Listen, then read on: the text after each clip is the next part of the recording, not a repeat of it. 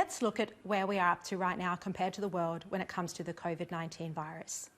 And the fact is, Australia has done quite a remarkable job to date in containing this virus.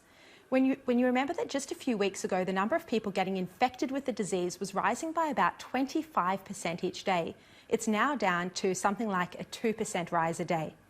And yes, of course, had we closed our borders earlier and quarantined returning Australians, we could have prevented the disease from actually taking hold in Australia at all. And this would have allowed our domestic economy to operate and potentially saved millions of jobs.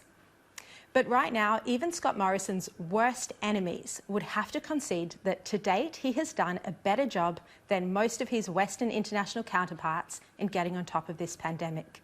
He's of course been helped along by the fact that we have island borders, they're not porous borders like in Europe, and our way of life where we don't all live on top of each other like in China or New York. We are lucky that Australia is so spacious. But at a time like this, you have to think that you'd rather have Scott Morrison as leader than Boris Johnson or Donald Trump. Trump underestimated the extent of the problem early on, and now you have a situation where there are about 2,000 Americans dying each day. And in the UK, Boris Johnson's herd immunity experiment has cost thousands of lives.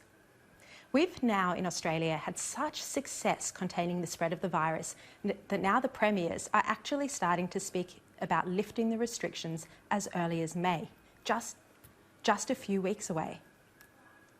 There could be a chance, if the health experts deem it appropriate for us to look at some relaxation. It's a rolling monthly basis that we'll look at that. If the advice in a couple of weeks' time is that there might be a couple of aspects that we can tweak to provide relief to our citizens, well then we'll take that advice. Some of the individual states might even bring in these easing of restrictions earlier. I mean, if you look at South Australia, they only had 1 new case on Thursday and there were only 3 in Victoria on Saturday. It's understandable that some of the premiers are starting to speak about lifting restrictions so that further jobs aren't lost and people can start getting back to a more normal way of life. The model that the federal government has started looking at is South Korea, where people can have a meal at a restaurant or a cafe, they can travel to work. But then there are also very strong contact tracing measures, there's rigorous testing regimes, and also forcing people to go into quarantine and isolation. The Prime Minister Scott Morrison actually spoke to South Korean President Moon last week about the measures that they're taking there. The National Cabinet will meet this week to discuss how they start to move into a suppression phase of the virus and what this will actually look like. In the months ahead, to keep it at low levels of the community while allowing the economy to operate is the model that they're starting to examine. The question is whether it's premature to be looking at easing restrictions. Things can change so quickly. It's been described as like playing with fire. You just don't know how fast the rate of infections can get out of hand once restrictions are lifted.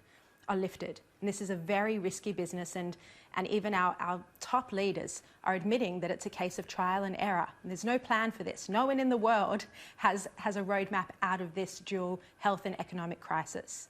And there's no question about it as well. If we start to lift these restrictions for the sake of the economy and for jobs and livelihoods, more people are likely to die. More families will lose those closest to them. But the reality is our government cannot keep Australians in lockdown forever.